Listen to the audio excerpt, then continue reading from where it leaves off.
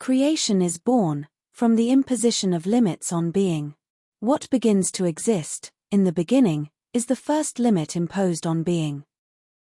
The primitive garden, present in the mythology of creation, is an allegory about the division of beings into limits. The forms and times of each thing are defined by the imposed limitation. Each form and the time span of that form are established in the creative mind.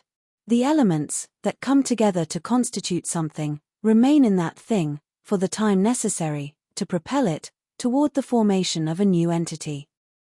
Everything and anything has a momentary appearance. The creative mind penetrates the created thing so that it seems to have an understanding of itself. The being, thus, attributes to itself the idea of understanding.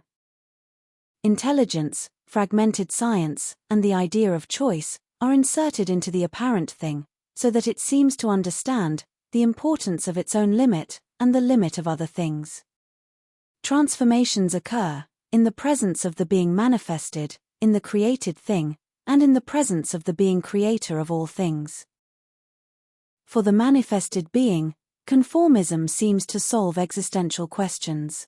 However, the real being that inhabits creation prevents this conformism. It is this being that brings the capacity to understand the limits and the purpose of existences that time reveals.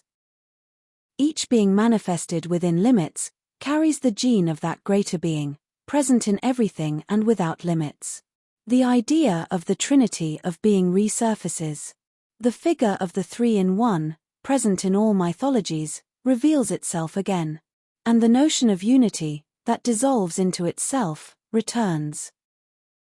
To the one who is apparent, mythology announces that the glory of the world will be granted through understanding. And this understanding will be given by the connection with the greater being that he is, the one who is beyond any limit.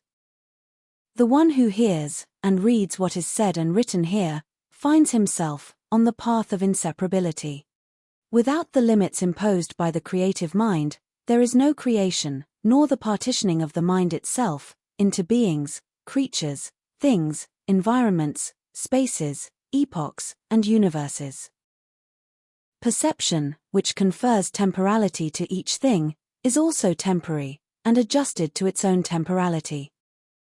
The ego lives from the concepts that the self creates. Replacing the ego with the self means dissolving the ego, or placing it behind the self, as in Christian mythology.